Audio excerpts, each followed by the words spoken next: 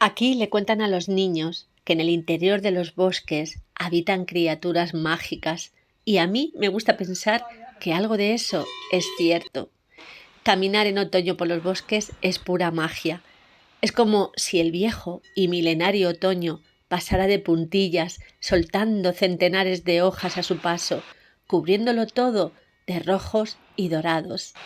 Siempre he creído que en los bosques es fácil encontrar el equilibrio, porque cualquier problema del mundo exterior aquí parece diluirse.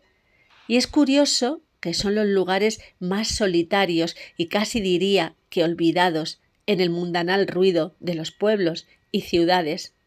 Se ha demostrado que pasear bajo los árboles es un bálsamo para el alma, te calma, te llena de paz, te despierta alegría y te hace sentir conectado con la vida.